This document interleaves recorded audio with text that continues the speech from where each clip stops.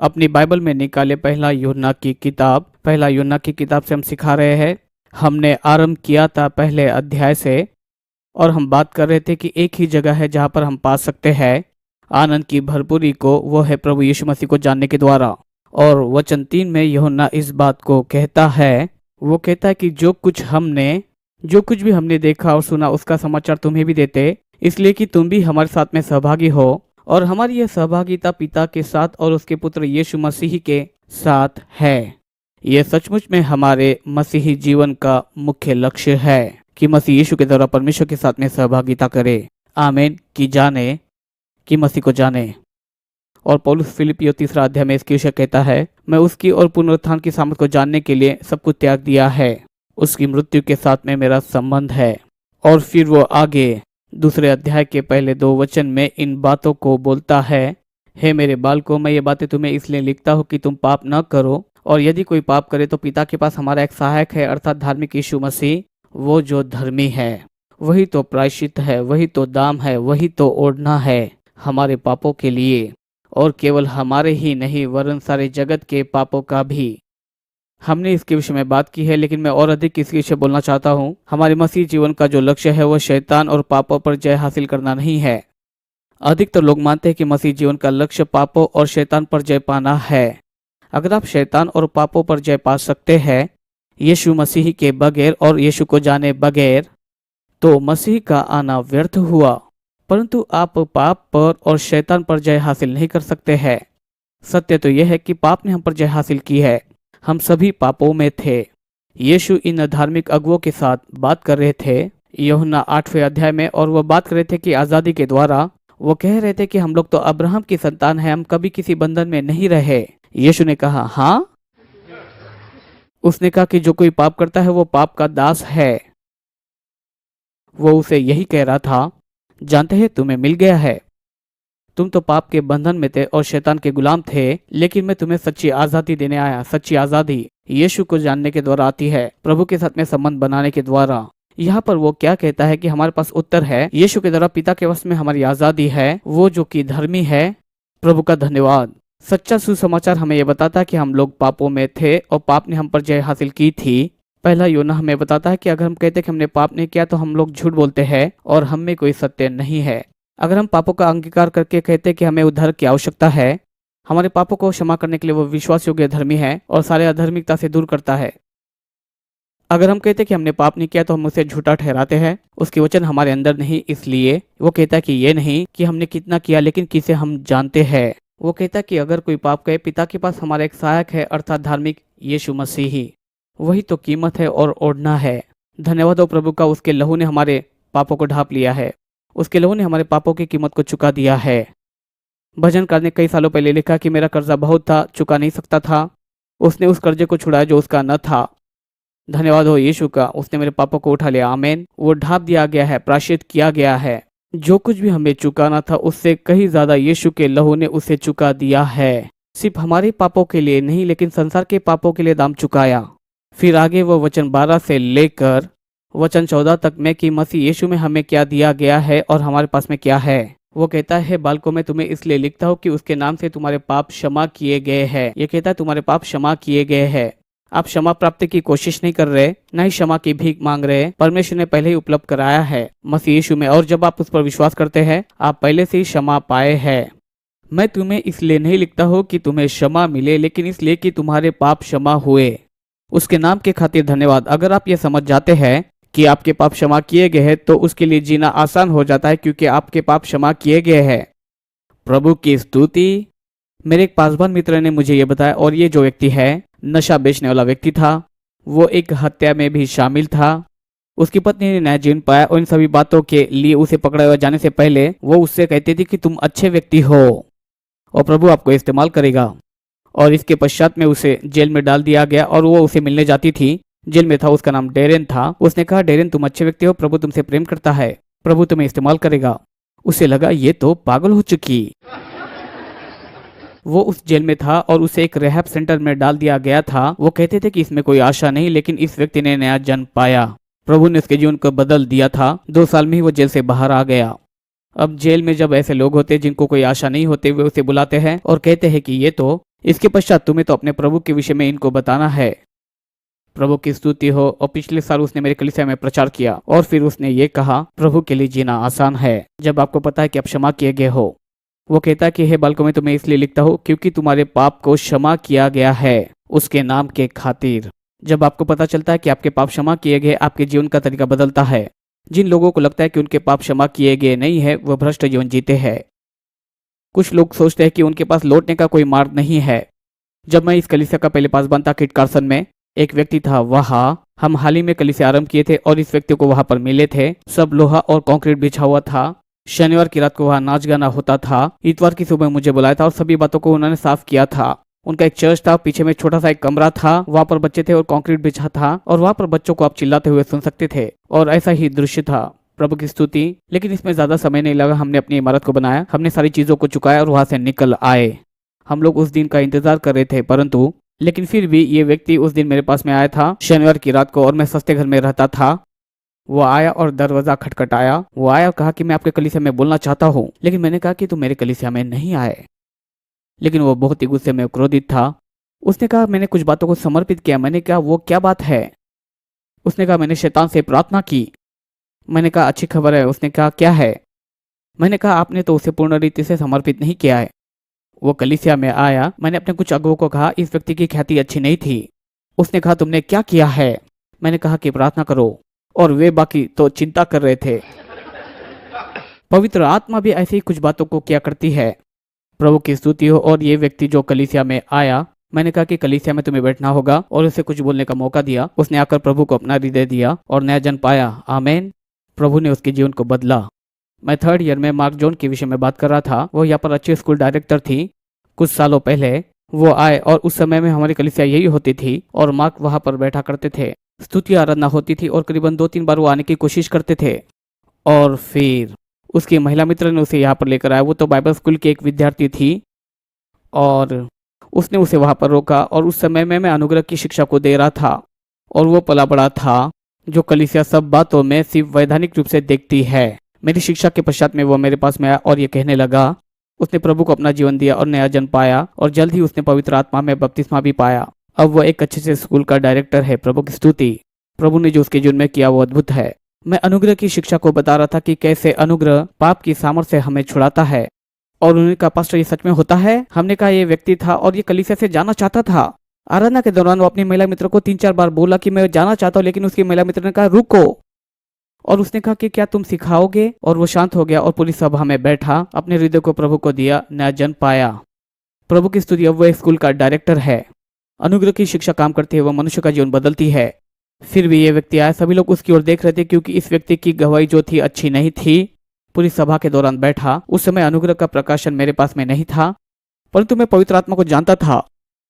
मैंने परमेश्वर से सुना और आकर उसने नया जन्म पाया। उसका जीवन बदल गया और उस महिला मित्र से उसने विवाह किया और वो एक अच्छा जीवन बिता रहे हैं। प्रभु की स्तुति। उसने भी नया जन्म पाया, उनके जीवन बदले। सुसमाचार का प्रचार कार्य करता है। 11 उद्धार पाए। जब लोग इस बात को जान जाते हैं कि परमेश्वर उनसे कितना प्रेम करता है, कि परमेश्वर उनसे प्रेम करता है, परमेश्वर उन पर क्रोधित नहीं, उनकी प्रतिक्रिया बदल जाती है। वो कहता है कि मैं तुम्हें इसलिए लिखता हूँ क्योंकि उसके नाम के खातिर तुम्हारे पाप क्षमा किए गए हैं। ये आपके जीवन को बदल देगा जब आप जानोगे कि आप कौन है, आपके पास क्या है। वो आगे में यहाँ पर भिन्न भिन्न बातों को कहता है। वो कहता है, पौलुस ये कहता है कि पितरों में तुम्हें इसलिए लिखता हूँ कि जो आदि से तुम उसे जानते हो। पौलुस कहता है यही लक्ष्य है, प्रभु को जाने। तुम उसे जानते हो और यीशु के साथ के व्यक्तिगत तुम्हारे अनुभव को तुमने पाया है। वो सृष्टिकर्ता जिसने सृष्टि को बनाया और अनंत काल का पिता। क्या सौभाग्य की बात है कि हम लोग सृष्टि के रचयिता के साथ में संबंध को बना सकते हैं। ये कहता है, हे जवान मैं तुम्हें इसलिए लिखता हूँ क्योंकि तुमने बुराई पर जय प्राप्त की है। तो यहाँ मसीहत का लक्ष्य जो है पाप पर जय पाना नहीं और नहीं शैतान पर जय पाना है। देखिए शैतान ने तो पहले से आपके ऊपर में जय को प्राप्त कर लिया था, लेकिन यीशु मसीह ने आकर उसके ऊपर में विजय प्राप्त कर ली है। पाप रहित जीवन को जिया और मृत्यु पर हावी होकर उसने शैतान को हरा दिया और मुर्दों में से जी उठा और हमें जय को दिया। और जब हम यीशु पर विश्वास करते हैं, और रोमी 8 कहता है कि हम लोग जैवन से भी बढ़कर बनाए गए हैं उसके द्वारा। ये इसलिए नहीं क्योंकि आपने कुछ किया है, ये इसलिए क्योंकि जिस पर आप विश्वास करते हो उसने क्या किया। और जब आप उस पर विश्वास करते हो, 1 यूहन्ना उसका 4 अध्याय उसका 4 वचन कहता है, वो जो तुझ में है जो इस संसार में उससे भी बड़ा है। प्रभु की स्तुति। वो कहता है कि मैं तुम्हें लिखता हूँ क्योंकि तुमने बुराई पर जय पाई है। और फिर वो कहता है, वो लिखता है कि हे बालकों, मैं तुम्हें इसलिए लिखता हूँ क्योंकि तुमने पिता को जान लिया है। आप परमेश्वर को जान सकते हो, इससे कोई फर्क नहीं पड़ता कि आप स्त्री हो, पुरुष हो, लड़का हो या लड़की हो। आप प्रभु को जान सकते हो, उसका अनुभव आप कर सकते हो। मेरा बेटा पीटर जब वो 5 साल का था, हमारे पास में आकर उसने बपतिस्मा देने की मांग की। मैं इस बात की सिफारिश तो नहीं करता, लेकिन मैं चाहता था कि वो थोड़ा और बड़ा हो जाए ताकि वे जान सके कि वो क्या करे, लेकिन वो तो मांग कर रहा था, मैं बपतिस्मा लेने वाला हूँ, आप मुझे बपतिस्मा दोगे। प्रभु की स्तुति, हमने बपतिस्मा दिया। आमीन। प्रभु की स्तुति, उसने मांग किया और हमने किया। छोटे बच्चे नया जन्म पाकर प्रभु को जान सकते हैं। हमारे घर पर बहुत सारे बच्चे आते हैं। एक बच्चा जर्मनी से आता था और उसे कुछ समस्या थी, जिसे समस्या थी भावनात्मक रूप से और बौद्धिक रूप से भी। वे लोग आए, हमारे कलीसिया में आना आरंभ किया और वचन से पढ़ाना शुरू किया। और क्रिसमस के समय में ये सभी लोग अपने घर में लौट कर गए थे। और ये तो हॉलैंड, जो कि पोलैंड से थे, और उनकी जो भाषा थी वो थी जर्मन। लेकिन वे हॉली के पास गए और वो मानो करीबन 2 या 3 साल का रहा होगा। ये वचन तो हमारे प्ले स्कूल में बताते हैं। और फिर वो लौट कर गया और फिर बताने लगा, दादा और दादी से मिले, लेकिन बाकी सारे लोग जर्मनी में ही थे। और वो अपने अभिभावक को अंग्रेजी में वचन बता रहा था। और फिर वो परीक्षा के लिए उसे लेकर गए और उनसे कहने लगे कि वो पर्दे के पीछे नहीं रहेगा, वो सभी लोगों से बहुत आगे है। वचन कार्य करते हैं। हालेलुया। वचन जो है ज्योति को, सलाह को और समझ को लेकर आता है। 3 साल का हो या फिर 35 साल का हो, प्रभु की स्तुति हो। वो कहता है कि हे पिता, मैं तुम्हें लिखता हूँ क्योंकि तुमने मुझे जान लिया है। आप तो परमेश्वर को जानते हो। क्या सौभाग्य है। यही तो हमारे जीवन का लक्ष्य है, सच्चे परमेश्वर को जानना और सच्चे परमेश्वर का अनुभव लेना। वो ये कहता है, जवानों में तुम्हें इसलिए लिखता हूँ क्योंकि तुम बलवंत हो। प्रभु का वचन तुम में बना रहता है। भलाई ने बुराई पर जय हासिल की है। प्रभु का धन्यवाद। यही तो हमारे पास में, अगर हम जान जाते हैं तो ये बदलेगा हमारे जीवन के तरीके को। कलीसिया के अधिकतर लोग तो इसके विषय में, उसके विषय में ज्यादा खोजबीन करते हैं। आपको अधिक की आवश्यकता नहीं, लेकिन जानना है कि मसीह में परमेश्वर ने आपको क्या दिया है। अगर नया जन्म नहीं पाया तो आपको करना होगा, यीशु पर विश्वास करो और नया जन्म पाओ। प्रभु को मदद करे जो आपके अंदर में, उसे आप खोल दे। तुम्हें तो पवित्र आत्मा का बपतिस्मा लेना है। और पवित्र आत्मा, मैं अन्य भाषा में प्रार्थना कर रहा था, ये आपके जीवन को बदलेगा, जो बिल्कुल सीधा ऊपर जाता है।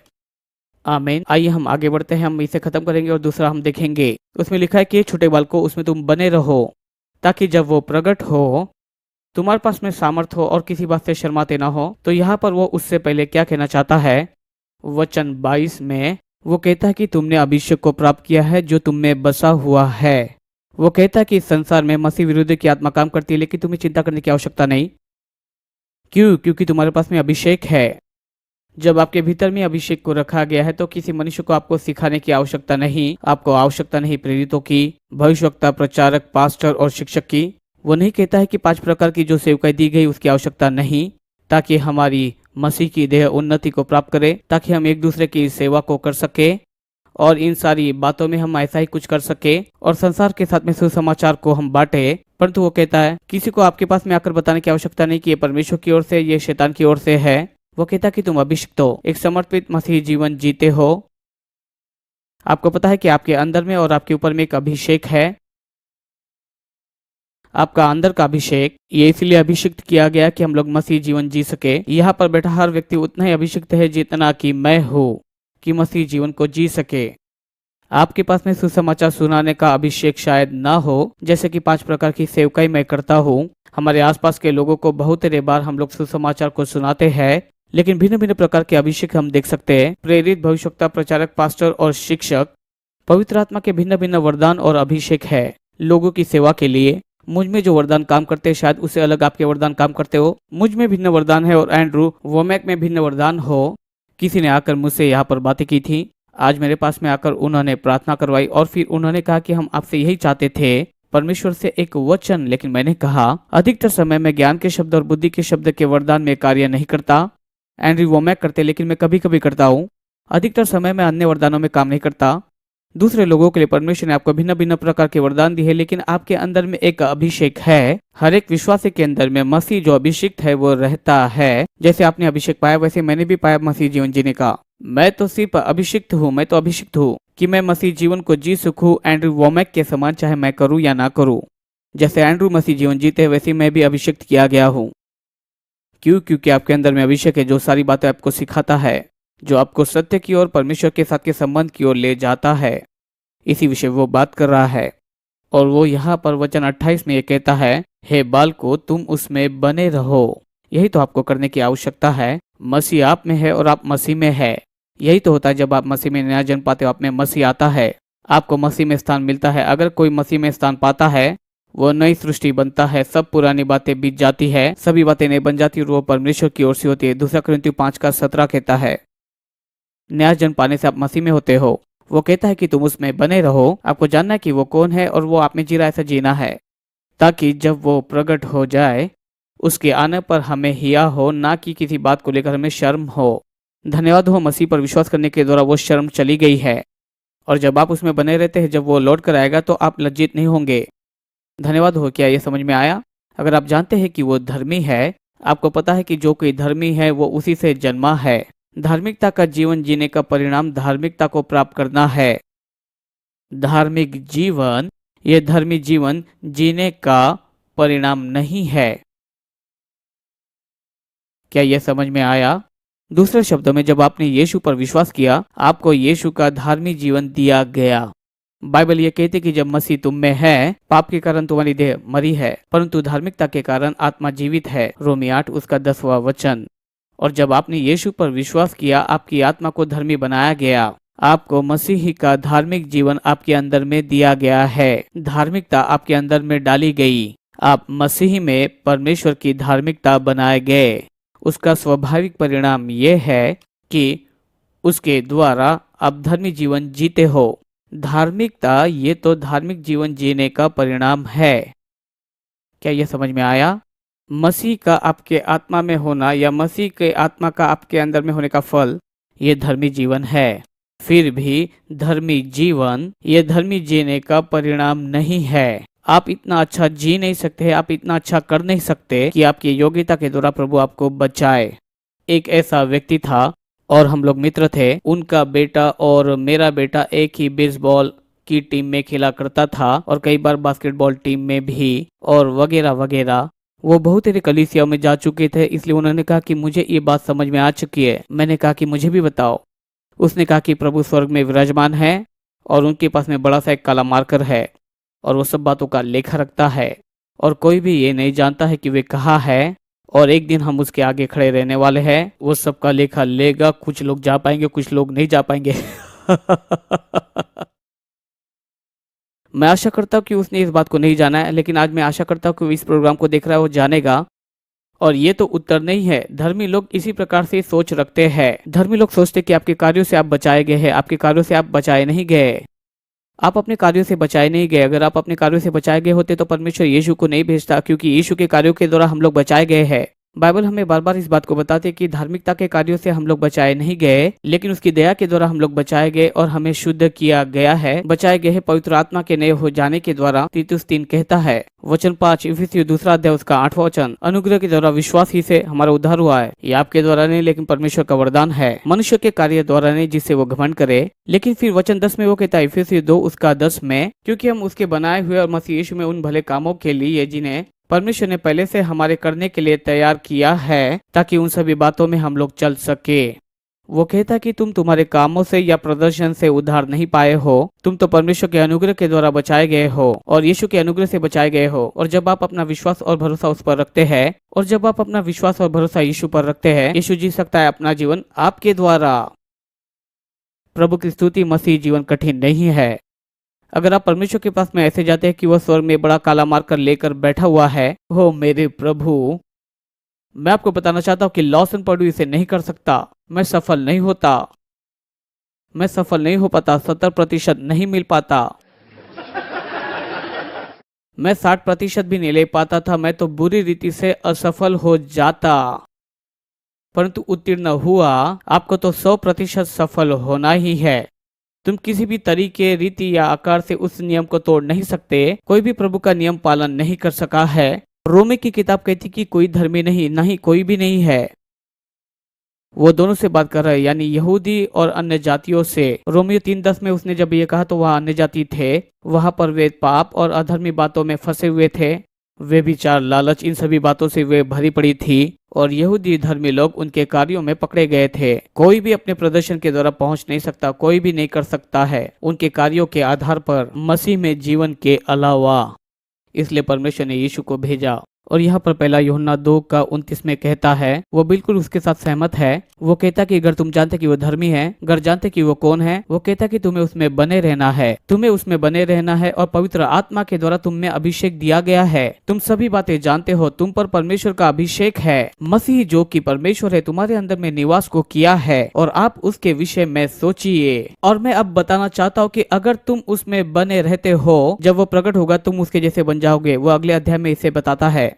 वो कहता कि जो तुमने किया उसके विषय में नहीं, लेकिन ये उसके विषय में है। जब आप उस पर विश्वास करते हो, वो अपना धर्मी जीवन आपको देता है आपके अंदर में। अगर आप जानते हैं कि वो धर्मी है और जो भी धार्मिकता के कामों को करता है वो उससे ही जन्मा है। मसीहत्ता कोई कठिन नहीं है, ये कार्यों के द्वारा नहीं। यीशु ने ऐसा कहा है, हे परिश्रम करने वाले और थके और मांदे लोगों, मेरे पास में आओ, मैं तुम्हें विश्राम दूंगा। मेरे जुए को अपने ऊपर में ले लो, क्योंकि मेरा जुआ हल्का है और मेरा बोझ कठिन नहीं। तुम खुद अकेले बोझ को उठाना चाहते हो और तुम ऐसा नहीं कर सकते। मैं कभी लोगों को बोलते हुए सुनता हूँ, मैं कलीसिया में आना चाहता हूँ अगर मैं अच्छा जीवन जीऊं, लेकिन मैं ढोंगी होना नहीं चाहता हूँ क्योंकि मैं अच्छा जीवन नहीं जीता, मैं कलीसिया में नहीं आऊंगा। तो मैं कहता हूँ कि ठीक है कि तुम कलीसिया में ना आओ, क्योंकि तुम मसीह के बगैर अच्छा जीवन नहीं जी सकते। इसलिए तुम्हें मसीह पर विश्वास करना होगा। अगर यीशु अपना जीवन तुम्हारे द्वारा जीता है तो ये तुम्हारे जीवन को बदल देगा। प्रभु की स्तुति हो। यही तो वो कह रहा है, वो जो धार्मिकता को करता है। यहाँ पर क्या हो रहा है, अगर वो धर्मी है और जो धार्मिकता के कामों को करता है वो उसी से जन्मा है। धार्मिकता को जीना ये धर्मी जीवन जीने का परिणाम है। जब आप यीशु पर विश्वास करते हो तो क्या होता है, जब आपका नया जन्म होता है, परमेश्वर अपनी धार्मिकता को आपके अंदर में डाल देता है। जब आप समझ जाते हो कि आप जब उसमें बने रहते हो और आप यीशु को धर्मी जीवन आपके द्वारा जीने देते हो और वो जीवन आप खुद नहीं जीते हो। पौलुस इसके विषय में गलातियों की किताब में कहता है, अब मैं जीवित न रहा लेकिन मसीह मुझ में जीवित है। अब जो शारीरिक जीवन में जीता हूँ वो विश्वास के द्वारा ही जीता हूँ, परमेश्वर के पुत्र यीशु मसीह के द्वारा, जिसने मेरे लिए अपने जीवन को दिया। वो कहता है कि मसीह ने अपने धार्मिक जीवन को मेरे अंदर में डाल दिया है ताकि जो धार्मिक जीवन मैं जी रहा हूँ, प्रभु की स्तुति हो, ये इसके कारण क्योंकि परमेश्वर की धार्मिकता मेरे अंदर में डाली गई है। उसने अपनी धार्मिकता मेरे अंदर में डाल दी है। अब मैं धर्मी जीवन को जीता हूँ। ये इसलिए क्योंकि मैंने अच्छे कामों को किया है, इसलिए नहीं, लेकिन परमेश्वर ने अपनी धार्मिकता मेरे अंदर में डाल दी है और ये इसका परिणाम और फल है परमेश्वर के साथ में मेरे संबंध का। ये तो परमेश्वर के साथ के मेरे जड़ नहीं है। परमेश्वर के साथ के मेरे जो जड़ है वो यीशु पर विश्वास के द्वारा है। समझ में आया? ठीक है। ये कहता है कि देखो ये कैसा प्रेम है, इसे तुम्हें जानना है कि प्रभु तुमसे कितना प्रेम करता है। जो पिता ने हमसे प्रेम किया है कि हम परमेश्वर की संतान कहलाए, इसके विषय सोचिए। हम सर्व सामर्थी परमेश्वर की सौभाग्य प्राप्त संतान है। हम सर्व सामर्थी परमेश्वर के बेटे और बेटियां बुलाए गए हैं। यह कहता है कि संसार हमें नहीं जानता है क्योंकि उसने भी उसे नहीं जाना। जब आप नया जन्म पाते हो तो आपके और संसार के बीच में एक अंतर होना आवश्यक है। उन्हें इसे पहचानना है। वह कुछ तो भी हो रहा है, हमें नहीं पता कि क्या है। प्रभु की स्तुति। मुझे याद है जब मैं हाई स्कूल में था, मैं तो एक टीम में था। मैं टीम का इतना पसंदीदा नहीं था, लेकिन वो तो करीबन 3 मील और मैं तो करीबन 10 मील दूर रहा करता था और वो घर जाना चाहता था। वो परमेश्वर के लिए नहीं, लेकिन शैतान के लिए जीता था। और वो संसार की उन सभी बातों को किया करता था। इसलिए मैं उसके कार में चला गया जो भरा था। हालेलुया। और उसके घर जाने तक मैं यीशु के विषय उससे बातें कर रहा था। और जानते हैं, बाकी फुटबॉल सीजन के दौरान वो मेरे साथ में कभी भी नहीं आया। प्रभु की स्तुति। लेकिन जब हम हाई स्कूल में गए, वो किसी प्रकार की समस्या में पड़ गया था और उसने मुझे कॉल किया। और उसने 3 साल पहले मुझे कॉल किया था। वो मुझे देखता था इंटरनेट पर। वो मेरे संदेश को सुनता था और कहता था कि उत्साहित करने वाले हैं। प्रभु की स्तुति। वो उस समय जानता था कि मेरे अंदर में कुछ तो भी भिन्न है। वो क्या था उन्हें नहीं पता था, लेकिन वो मेरे आसपास में नहीं रहना चाहते थे। हालेलुया।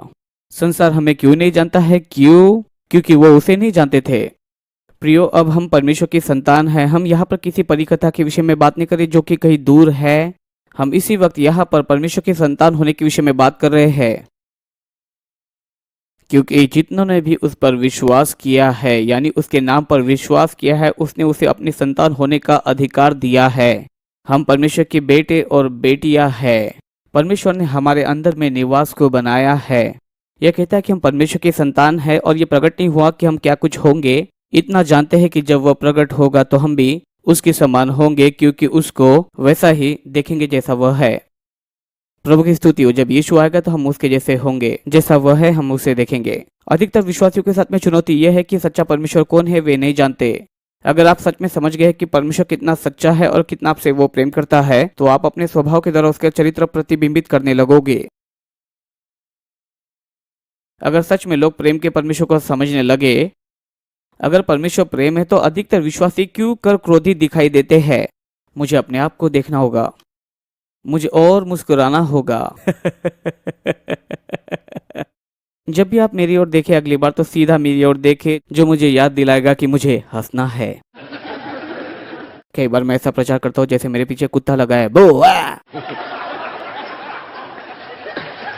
उस धन को अपने जीवन से अभी इसी वक्त निकाल दे यीशु के नाम से। प्रभु की स्तुति। हर कोई कहे यीशु मुझसे प्रेम करता है। हाँ, मैं जानता हूँ। आपको ये जानना है। ये इस प्रकार से कहता है कि देखो पिता ने हमसे कैसा प्रेम किया है कि हम परमेश्वर की संतान कहलाए। ये प्रकट नहीं हुआ कि हम क्या कुछ होंगे। संसार हमें नहीं जानता क्योंकि उसने उसे नहीं जाना। अब हम परमेश्वर की संतान है और हमें असल में नहीं पता कि हम ये नहीं जानते हैं कि क्या कुछ होंगे। जब वह प्रकट होगा तो हम भी उसके समान होंगे, क्योंकि उसको वैसा ही देखेंगे जैसा वह है। क्या कभी आपने ये जानने की कोशिश की कि सचमुच परमेश्वर कौन है? ये लोगों के साथ के आपके बर्ताव को बदल देगा, दूसरे लोगों के साथ के आपके बर्ताव को बदल देगा। और जो कोई उस पर यह आशा रखता है, और हर कोई जो उस पर आशा रखता है, उसके जैसे बनने में मदद करेगा। यही लक्ष्य है। यीशु हमारा लक्ष्य है। यह हमारा लक्ष्य है कि हम लोग मसीह के स्वरूप में बनते चले जाए। सही है कि हम यीशु के जैसे बनते चले जाए, लॉसन के जैसे नहीं। क्यों? क्योंकि लॉसन आपको असफल करेगा। नहीं एंड्रू के जैसे बनने की कोशिश करे, क्योंकि एंड्रू भी आपको असफल कर सकता है। मेरी बात को आप समझे। हमारा अंतिम लक्ष्य यह है कि यीशु के जैसे हम बने। क्यों? क्योंकि यीशु कभी भी आपको असफल नहीं करेगा। प्रभु की स्तुति। यह लिखा है कि जो कि उस पर आशा रखता है वो अपने आप को वैसा ही पवित्र करता है जैसा वह पवित्र है। अगर आप इस बात को समझने लगे कि आपके अंदर में है और आप उसमें हो, ये तो आपके जीवन जीने के तरीके को बदलता है। मैंने इस उदाहरण को पहले बताया था, लेकिन आप बाइबल को एक हथौड़े के समान इस्तेमाल कर सकते हैं, जहां पर आप लोगों को अधीनता में लेकर आ सकते हैं। जो कुछ भी सही आप उनसे वो करवा सकते हैं, क्योंकि यही तो बाइबल कहती है। आमीन। मुझे ऐसा ही सिखाया गया था। एक बार मेरे पिताजी ने मुझे कचरा निकालने के लिए कहा। असल में मेरी माँ ने मुझे कचरा निकालने के लिए कहा था। मुझे नहीं पता था कि मेरे पिताजी घर में, इसलिए मैंने कहा कि माँ मैं बाद में निकालूंगा। और मैं वहाँ खड़ा था। हमारा किचन था, किचन के बाद में डाइनिंग रूम था और डाइनिंग रूम के बाद में लिविंग रूम। और मैं खड़ा था डाइनिंग रूम और किचन के बीच के दरवाजे में, और मेरे पिताजी जो कि पीछे वाले आंगन में थे, हमारे पीछे में आंगन था। और अचानक ही मैंने अपने आप को लिविंग रूम के दूसरे छोर में पाया। मेरे पिताजी ने मुझसे कहा कि बेटे तुम इस प्रकार से कभी भी अपनी माँ से बात नहीं करोगे। तुम्हारी माँ ने अगर तुम्हें इसी वक्त कचरा फेंकने के लिए कहा तो तुम इसे फेंक दो। क्या तुम्हें ये बात समझ में आई? मैंने कहा हाँ। तो आप बाइबल का हथौड़े के समान इस्तेमाल नहीं करते जहां पर आप लोगों को सुधारना चाहते हैं। मेरे पिताजी ने अधीनता में लाने के लिए मुझे पीटा था। मैं जानता था कि वो मुझसे प्रेम करते। प्रभु की स्तुति। कई बार प्रेम भिन्न रीति से प्रकट करते थे। प्रभु की स्तुति। लेकिन आप वचन का इस्तेमाल आईने के समान कर सकते हैं। और फिर आप इस बात को जानते हैं कि आईने के समान वचन का इस्तेमाल करते हैं, तो आप वचन में यीशु को देखते हैं और इस बात को समझते हैं कि यीशु आपके अंदर में रहता है और ये आपके जीवन जीने के पूरे तरीके को बदलता है। वचन में ऐसी चीज है जो आप कहते हैं कि हाँ वो तो मैं नहीं हूँ, मैं उसकी ओर नहीं जाऊंगा, मैं तो इस ओर जाऊंगा। प्रभु की स्तुति। तुम प्रचार कर सकते हो, तुम ये नहीं तुम वो नहीं कर सकते हैं। ऐसे कुछ लोग होते हैं, जैसे कि मेरी माँ ने मेरे बचपन में कहा था कि उस बाबी बीन को लेट गो आउटलेट में मत डालो। और मुझे ना बोलना ये मानो ऐसा था कि ठीक है। मुझे लगा कि मैं पूछ रहा हूँ। मैंने अंदर डाला, पूरा अंगूठा काला हो गया, अंगूठा बच गया। प्रभु की स्तुति। ये मजाक की बात तो नहीं है, मुझे पहले ही सही बताया गया था। और एक दिन पहले ही हम लोग एंड्रू और जेमी के साथ में खाने जा रहे थे वह रेस्टोरेंट में जाने के लिए। और आपको पता है कि वो कितना व्यस्त होता है। एंड्रू ने मुझे कुछ कहा था और मुझे याद नहीं कि वो क्या कह रहे थे, दूसरे रास्ते से जाने के विषय। उन्होंने कहा कि तुम ऐसे लोगों में से हो जिन्हें कुछ कहा जाता है और तुरंत वहां पर पहुंचना चाहते हो, क्योंकि मैं तो वहां पर पार्क करके चला गया। हालेलुया। ग्रेग ने एक बार कार के पिछले बम्पर के एक भाग को ही उड़ाकर चला गया था। इसलिए हालेलुया, प्रभु हमारे साथ है। व्यवस्था आपके अंदर से ऐसी इच्छा को जागरूक करता है जो आपके पुराने स्वभाव से जुड़ा होता है। लेकिन जब आप ये जानते हैं कि व्यवस्था नहीं लेकिन परमेश्वर का अनुग्रह है, यीशु आप में उसका जीवन जी रहा है और आप समझ गए कि आप कौन हो, तुम बदलते जाओगे। ये नहीं कहता कि मत करो मत करो और आप वहां पर करीब पहुंचने की कोशिश करते और देखना चाहते हैं नरक जीकर स्वर्ग कैसे जा सकते हैं। ये आपके अंदर में कुछ बातों को बदलता है और आप कहते हैं कि ये तो मैं नहीं हूँ और आप मुड़ जाते हैं और वहां से चले जाते हैं। क्यों? क्योंकि वो जीवन मैं नहीं चाहता हूँ, वो तो मैं नहीं हूँ। मैं अपने मन में उसके विषय में सोचना नहीं चाहता हूँ, मैं ना सुनना चाहता हूँ, ना बोलना चाहता हूँ, ना करना चाहता हूँ। ये तो मैं नहीं हूँ, मैं मसीह में नई एक सृष्टि हूँ। हम परमेश्वर की संतान है। हर किसी के पास में आशा होती है कि वो पवित्र हो जाए और मसीह आप में है जो महिमा की आशा है, जो सर्वसामर्थी परमेश्वर की प्रकट की गई महिमा और सामर्थ है। पौलुस कुलिसियों 1:27 और 1:29 के पश्चात में इस प्रकार से कहता है, और इसी के लिए मैं उसकी उस शक्ति के अनुसार जो मुझ में सामर्थ के साथ प्रभाव डालती है परिश्रम करता हूँ। वो फिलिपियो 2 और वचन 13 में कहता है, क्योंकि परमेश्वर ही है जिसने अपनी स्वेच्छा निमित्त तुम्हारे मन में इच्छा और काम, आप तो परमेश्वर से जन्मे हो, आपने नया जन्म पाया है, आप एक नई सृष्टि हो। मसीह ने आपके अंदर में एक निवास को बनाया है। हमारे मसीहत्ता का मुख्य लक्ष्य क्या है? शैतान या पाप के ऊपर में जय प्राप्त करना नहीं है। ये शरीर की अभिलाषा, आंखों की अभिलाषा, जीविका के घमंड पर जय पाना नहीं, और न ही संसार के प्रेम पर जय पाना है। तो हमारा मुख्य लक्ष्य क्या है? कि हम लोग प्रभु को जाने और प्रभु से प्रेम करें। क्योंकि अगर आप प्रभु को जानते हैं तो आपके जीवन जीने के तरीके को ये बदल देगा। अगर सच्चा परमेश्वर को न जान जाए, ये तो सच्चे परमेश्वर और मसीह के गहरे संबंध में आ जाना है। ये कहता है जो कोई पाप करता है व्यवस्था को तोड़ता है। पाप व्यवस्था का तोड़ना है तो पाप क्या है? वैसे जब आप व्यवस्था का उल्लंघन करते हैं, व्यवस्था ये कहती कि तुमने ये नहीं किया, वो नहीं किया, ये उल्लंघन है। मैं व्यवस्था का अध्ययन धार्मिकता के लिए नहीं करता। मैं व्यवस्था को लेकर किसी को उसके पापों के विषय बता सकता हूँ। व्यवस्था का पालन करने के द्वारा हम लोग धर्मी नहीं बनाएंगे, लेकिन यीशु पर विश्वास करने के द्वारा और हमारे जीवन के तरीके को बदलता है। नए जन्म के पहले मैं धार्मिकता के लिए व्यवस्था के पास में नहीं गया और न ही नए जन्म के पश्चात व्यवस्था के पास धार्मिकता के लिए गया। क्यों? क्योंकि तीमुथियुस कहता है कि व्यवस्था धार्मिक लोगों के लिए नहीं थी। मैं तो व्यवस्था को लेकर मैं यहाँ पर के किसी भी व्यक्ति को जिसे मैं जानता हूँ उसे व्यवस्था के द्वारा मार सकता हूँ। व्यवस्था आपके अंदर में धार्मिकता उत्पन्न नहीं करती, लेकिन यीशु करता है। व्यवस्था प्रकट करती है कि यीशु के बगैर आप असहाय है। परंतु जब यीशु के पास आते, अब आप व्यवस्था के पास में नहीं जाते हैं। व्यवस्था बताती है कि आपको उद्धारक चाहिए। यीशु पर विश्वास से आप धर्मी बने हो। वो ये कहता है जो कोई पाप करता है व्यवस्था को तोड़ता है, क्योंकि पाप व्यवस्था को तोड़ने वाला है। यही तो पाप की व्याख्या है, यही तो व्यवस्था का तोड़ा जाना है। वहाँ कुछ अधार्मिकताएं होती है, पाप और उल्लंघन। उल्लंघन का मतलब है व्यवस्था को लांघना। अधार्मिकता यानी विरोध। यहूदी धर्म में फंसे थे इसलिए उन्होंने व्यवस्था का उल्लंघन किया। अन्य जाति विरोध में फंसे थे और अधार्मिकता में, सही है, अधार्मिकता विरोध, ये तो दोनों एक ही है और ये सभी एक ही छत के तहत आते जिसे पाप कहते हैं। किसी ने कहा परिभाषा दो। इन सभी को पाप कहते हैं। अधार्मिकता और उल्लंघन, विरोध और उल्लंघन, ये सभी पाप है। लेकिन निर्भर करता है कि कैसे आप पहुंचे। धार्मिक पापी होते हैं और सांसारिक पापी होते हैं, लेकिन वो सब पापी है। उन सभी को उद्धारक चाहिए। सही है? क्या यह समझ में आया? अब जो कोई पाप करता है वो व्यवस्था का उल्लंघन करता है, क्योंकि पाप व्यवस्था का उल्लंघन है। और आप जानते हैं कि वो प्रकट किया गया, यीशु प्रकट किया गया और जाना गया ताकि वो हमारे पापों को ले जा सके। यीशु इसलिए आए ताकि वो हमारे पापों को उठा ले जा सके। यीशु ने हमारे पापों को उठा ले। ये सब उसने कब किया? 2000 सालों पहले उस क्रूस पर उसने पापों को उठा लिया। आपके पापों को उठाया। उसने मेरे सभी पापों को उठा लिया। संसार के पापों को उठा लिया। सभी पापों को उठाया। हम सभी की अधर्मिकताओं को परमेश्वर ने उस पर लाद दिया। यीशु ने पूरे संसार के पापों को उठा लिया। वो धर्मी था और अधर्मियों के लिए वो मरा। शारीरिक तौर पर उसने मृत्यु को सहा, लेकिन परमेश्वर की आत्मा के द्वारा जो उसमें थी उसके द्वारा वो जीवित हो उठा। पतरस कहता है हालेलुया।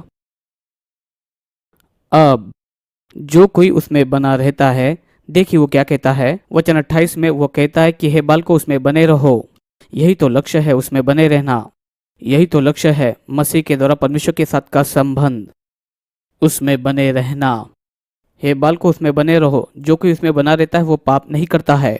जो कोई पाप करता है उसने ना तो उसे देखा है, ना ही उसे जानता है। आप या तो पापी हो या फिर संत।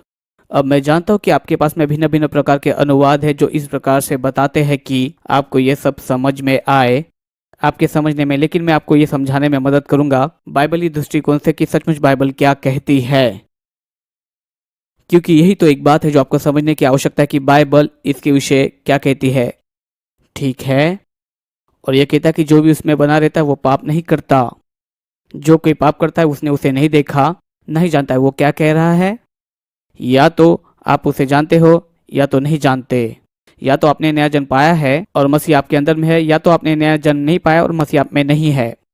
आपकी आत्मा में, ये आपकी देह के विषय में बात नहीं कर रहा है, ये आपकी आत्मा के विषय में बात कर रहे हैं। और आप आत्मा में कौन हो इसके विषय में बता रहे हैं। और इसी रीति से आप इस बात को समझ सकते हैं कि वचन क्या कहता है और आपको समझ में आता है, अन्यथा ये आपके लिए कोई भी मायने नहीं रखती है। लेकिन अगर आप समझ जाते हैं यूहन्ना किसके विषय में लिख रहा है कि आप आत्मा में वैसे ही हो, तो ये आपके लिए सचमुच मायने रखती है। तो वो आपके देह के विषय में बात नहीं कर रहा, वो आपकी आत्मा के विषय बोल रहा है। आप अपनी आत्मा में या तो संत हो या फिर आप एक पापी हो, लेकिन आप एक संत और एक पापी नहीं हो। आपकी आत्मा में अगर आज आपकी मृत्यु हो जाए, आप तो सीधे चले जाओगे या तो नर्क में, या तो आप चले जाओगे सीधे परमेश्वर की उपस्थिति में। अगर आप सीधे नर्क में जाते हो, ये इसलिए क्योंकि आप अपनी आत्मा में पापी हो और आपने यीशु मसीह पर विश्वास नहीं किया और आपने नया जन्म नहीं पाया। अगर आज आपकी मृत्यु हो जाते हो और आप सीधे परमेश्वर की उपस्थिति में जाते हैं, ये इसलिए क्योंकि आपकी आत्मा में आपने यीशु पर विश्वास किया और आप मसीह में परमेश्वर की धार्मिकता बनाए गए। आप सीधे स्वर्ग में गए क्योंकि आपने यीशु मसीह पर विश्वास किया और उसने आपको धर्मी बनाया। उसने आपके पापों को ले लिया और आपको धर्मी बनाया। अगर आप नर्क में गए, ये इसलिए क्योंकि आपने यीशु पर विश्वास नहीं किया और आपके पापों के लिए तो उसने दाम को चुका दिया है, लेकिन आपने विश्वास नहीं किया और उसने जो अनुग्रह के द्वारा आपके लिए उपलब्ध कराया है, आपने उसे ग्रहण नहीं किया। क्षमा जो पहले से आपके लिए दी गई थी, उसने पूरे संसार भर के पापों को क्षमा कर दिया। सही है। हे बालकों, मैं तुम्हें लिखता हूँ क्योंकि तुम पाप न करो। पहला यूहन्ना 2:1। लेकिन अगर पाप करते हो, हमारा पिता के पास में एक मित्र है यीशु जो कि धर्मी है और वो हमारे पापों की एक कीमत है। लेकिन उसने हमारे पापों को सिर्फ ढापा ही नहीं, लेकिन पूरे संसार के पापों को उसने ढाप दिया। उसने संसार भर के पापों के लिए दाम चुकाया। उसने पूरे लोगों के लिए दाम चुका दिया। समय के आरंभ से समय के अंत तक एक ही बलिदान चुकाया गया जो पूरे पापों के लिए था, हर समय के लिए। और वो एकमात्र बलिदान था जो कि यीशु के लहू के द्वारा था। और वो कहता है कि अगर तुम यीशु को जानते हो और उस पर विश्वास करते हो, और जब आप यीशु पर विश्वास करते हो, आप उस कीमत को पाते हो जो उसने आपके पापों के लिए चुकाया था, और आप उसमें परमेश्वर की धार्मिकता बनाए जाते हैं। ये बात आपके कर्मों की नहीं, लेकिन आपके विश्वास की है। और जब आपने विश्वास किया, ये आपके अंदर की हर एक बातों को पूर्णतः बदल देती है। आप आत्मा में कैसे हो उसके विषय में वो बात कर रहा है। वो कहता है छोटे बाल को। आइए हम दूसरे वचन को पढ़े, वचन 7।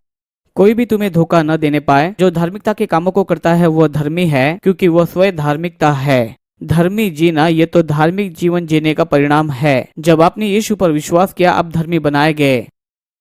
सही है, तुम तो पाप और मृत्यु के शासन से निकलकर अनुग्रह और धार्मिकता के शासन में आ चुके हो। रोमी 5 कहता है। दूसरा कुरिन्थियों 5:21 ये कहता है कि परमेश्वर ने आपके लिए उसे पाप बनाया जो पाप से अज्ञात था। यीशु ने कोई पाप नहीं किया, न ही कभी पाप का अनुभव किया।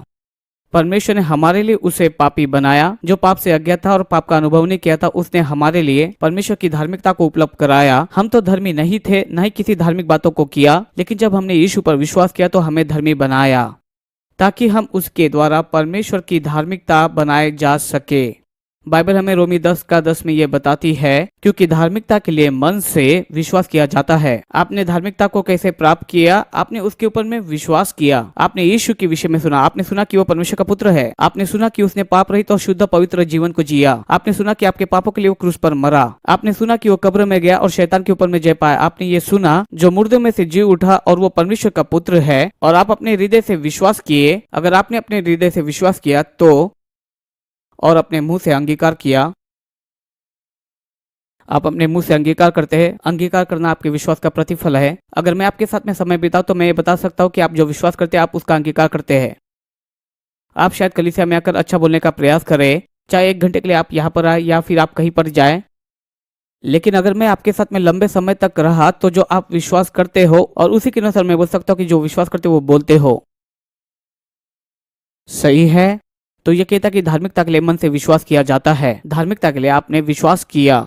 मैं यीशु पर विश्वास करता हूँ। मैं विश्वास करता हूँ कि वो परमेश्वर का पुत्र है। मैं विश्वास करता हूँ कि वो पृथ्वी पर आए और उन्होंने एक शुद्ध, पवित्र और पापमय जीवन को जिया। मैं विश्वास करता हूँ कि वो मेरे पापों के खातिर और संसार भर के पापों के खातिर क्रूस पर मरे ताकि कब्रों में जाकर शैतान पर जय पाए। मैं विश्वास करता हूँ कि यीशु जीवित उठे और उन्होंने पवित्र आत्मा को भेजा। और मैं विश्वास करता हूँ कि यीशु मसीह फिर से लौट कर आने वाले हैं। प्रभु यीशु ही मसीह है। मैं ये विश्वास करता हूँ कि हर आत्मा जो ये विश्वास करती है कि यीशु फिर से देह में लौट कर आने वाला है वो परमेश्वर की ओर से, और जो विश्वास नहीं करती है वो तो शैतान की ओर से है। अगर आपने धार्मिकता प्राप्त किया तो आपने विश्वास किया। उसने कहा, सुनो हे बालकों, कोई भी तुम्हें गुमराह न करने पाए। जो भी धार्मिकता को करता है वो तो धर्मी है। आप धर्मी जीवन क्यों जी रहे हो? क्योंकि यीशु ने आपके अंदर में अपने धर्मी जीवन को दिया है। धार्मिकता का जीवन ये धर्मी जीवन जीने का परिणाम है, लेकिन धार्मिक जीवन ये तो धार्मिकता का परिणाम नहीं है।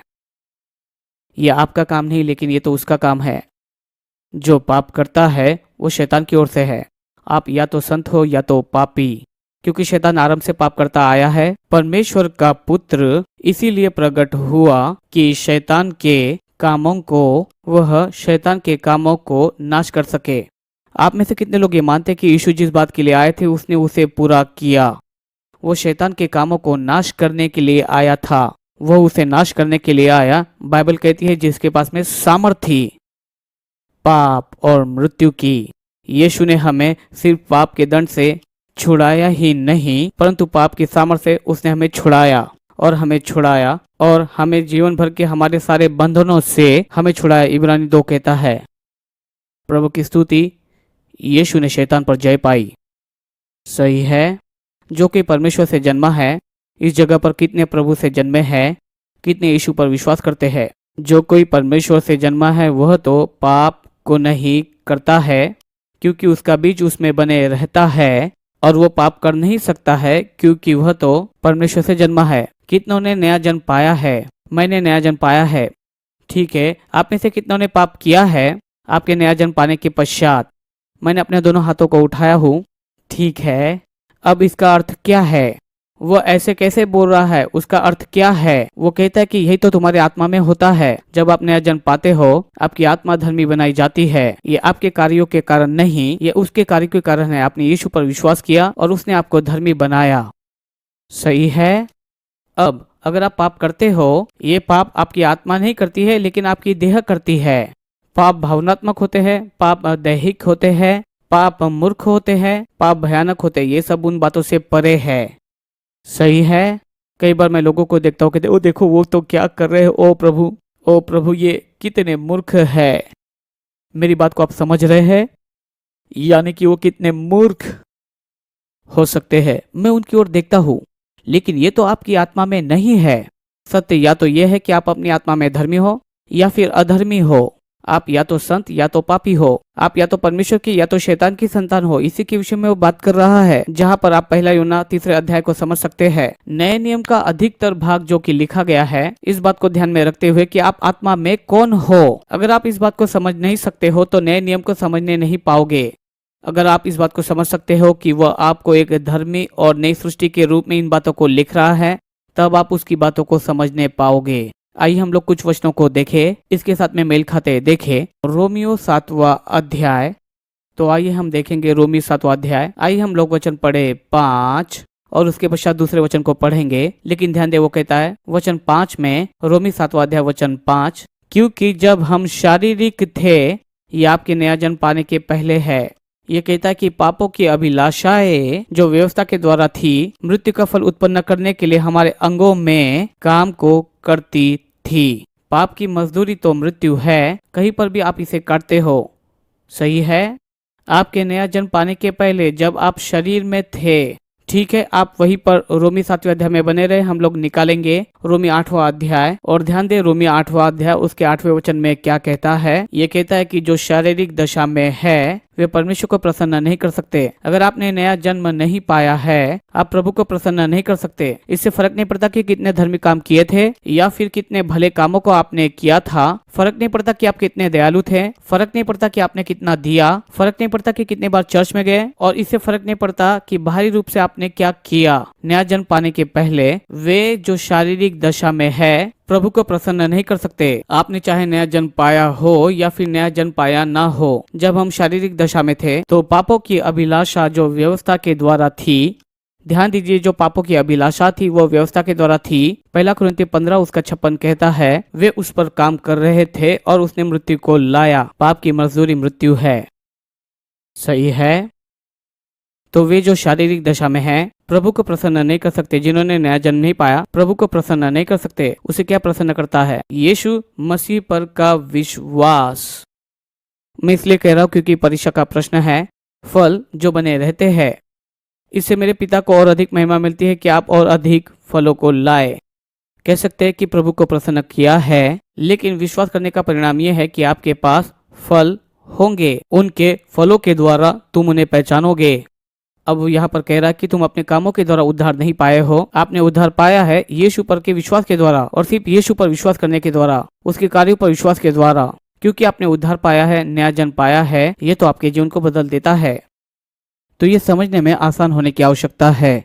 सही है। तो आइए हम देखें वचन 18। ये कहता है कि क्योंकि मैं जानता हूँ, रोमी 7 अध्याय वचन 18, कि मुझ में, अब वो यहाँ पर बता रहा है, वो इसके विषय में बात कर रहा है, अर्थात मेरे शरीर में मैं समझ सकता हूँ कि मैं एक आत्मा हूँ, मेरा एक प्राण है और मैं शरीर में रहता हूँ। अब वो कहता है कि मुझ में यानी मेरे शरीर में कोई अच्छी वस्तु वास नहीं करती। रोमियो 7वें अध्याय में पौलुस यहाँ पर साधारण मसीह अनुभव के विषय में नहीं बोल रहा है। पौलुस यहाँ पर यीशु के साथ की उसके अनुभव के विषय में नहीं बोल रहा। पौलुस रोमियो 7वें अध्याय में अपने अनुभव के विषय में विधि सम्मत व्यक्ति के रूप में बात कर रहा है, जो मसीह को नहीं जानता है, अपनी सामर्थ पर मसीह को प्रसन्न करना चाहता है यीशु मसीह को जानने के अलावा। और इसलिए इस प्रकार की गड़बड़ी में है, मैं करना चाहता तो हूँ पर नहीं करता, और मैं गलत नहीं करना चाहता हूँ लेकिन फिर भी मैं करता हूँ, क्योंकि उसने नया जन्म नहीं पाया था। लेकिन जब नया जन्म पाते हो तो आपका जीवन बदल जाता है। ठीक है। तो आइए हम लोग फिर से रोमी 8वें अध्याय में जाए। रोमी 8वां अध्याय वचन 9 ये कहता है, पर तुम शारीरिक दशा में नहीं परंतु आत्मिक दशा में हो। यदि किसी में मसीह का आत्मा नहीं तो फिर आप या तो परमेश्वर की संतान हो या फिर शैतान की संतान हो। आप परमेश्वर और शैतान की संतान नहीं हो सकते। यदि किसी में मसीह का आत्मा नहीं तो वो उसका जन नहीं। आप या तो 100% परमेश्वर की संतान हो, आप या तो 100% परमेश्वर की संपत्ति हो या तो 100% शैतान की संपत्ति हो। अगर आप परमेश्वर की 100% संतान हो, ये आपके कर्मों के कारण नहीं लेकिन आपका जो विश्वास है उसके कारण है। लेकिन क्योंकि आपने जिस पर विश्वास किया और आपके विश्वास के पश्चात आप जो बने, जो जीवन आप जीते हो, आप जो हो उसका परिणाम है। जो बातें मैं करता हूँ, जो मैं हूँ उसका परिणाम है। मैं कुछ बनने के लिए इन बातों को नहीं कर रहा हूँ, लेकिन जो मैं हूँ उसके कारण करता हूँ। मैं मसीह में नई सृष्टि हूँ, परमेश्वर की आत्मा मुझ में निवास करती है। रोमी 8 के वचन 10 में वो क्या कहता है देखिए, और यदि मसीह तुम में है तो देह पाप के कारण मरी हुई है परंतु आत्मा धर्म के कारण जीवित है। और वचन 11 में, यदि उसका आत्मा जिसने यीशु को मरे हुए में से जिलाया तुम में बसा हुआ है, तो जिसने मसीह को मरे हुए में से जिलाया तुम्हारी देह को भी जिलाएगा। आइए फिर से निकालेंगे पहला यूहन्ना अध्याय 3। देखिए वो क्या कहता है वचन 8 में, क्योंकि जो कोई पाप करता है वह शैतान की ओर से है, क्योंकि शैतान आरंभ से ही पाप करता आया है। परमेश्वर का पुत्र इसलिए प्रकट हुआ था क्योंकि वो शैतान के कामों को नाश करे। हमारे अंदर में अपने धर्मी जीवन को देने के द्वारा उसने इस बात को किया। और जब उसने किया तो अब आप पापी नहीं लेकिन आप संत हो। आप परमेश्वर की संतान हो। यीशु के लहू में आप धो दिए गए हो। आप मसीह में परमेश्वर की धार्मिकता हो। आप यीशु के लहू के द्वारा शुद्ध किए गए हो। वो ये कहता है, जो कोई परमेश्वर से जन्मा है वो पाप नहीं करता है। वचन 9 में वो आपकी आत्मा के विषय बात कर रहा है, क्योंकि उसका बीज उसमें बना रहता है, क्योंकि वो पाप नहीं कर सकता, क्योंकि वो परमेश्वर से जन्मा है। मैं परमेश्वर से जन्मा हूँ, मैं परमेश्वर में नई सृष्टि हूँ, मैं परमेश्वर की धार्मिकता हूँ, मैं यीशु के लहू के द्वारा धर्मी बनाया गया हूँ, मैं छुड़ाया गया हूँ। प्रभु का धन्यवाद। मेरा जीवन जीने का तरीका पूर्णतः बदल गया है। इसी से परमेश्वर की संतान और शैतान की संतान जाने जाते हैं। जो कोई धर्म के काम नहीं करता वह परमेश्वर से नहीं, और न वह जो अपने भाई से प्रेम रखता है। जो मैं करता हूँ, जो मैं हूँ, उसका परिणाम है। मैं अपने भाई से प्रेम करता हूँ। क्यों? क्योंकि परमेश्वर ने मेरे अंदर में निवास को कर लिया है और परमेश्वर प्रेम है। मैं मसीह का धर्मी जीवन जीता हूँ। क्यों? क्योंकि मसीह ने मेरे अंदर में अपने धर्मी जीवन को जिया है। अब मैं उसे अनुमति देता हूँ कि वो मुझ में से इसे जिए। अब मैं उसमें से नहीं जीता हूँ, लेकिन यीशु मुझ में से होकर जीता है। अब जो जीवन मैं जीता हूँ वो तो परमेश्वर के पुत्र यीशु मसीह पर विश्वास करने के द्वारा जीता हूँ, जो मुझसे प्रेम करता है और अपने आप को मेरे लिए दे दिया। धन्यवाद हो कि ये मेरे विषय में नहीं, लेकिन जो मुझसे प्रेम करता है उसके विषय में है और मेरे लिए अपने आप को दे दिया, जिसके कारण ये पूर्ण रीति से मुझे बदल दिया है।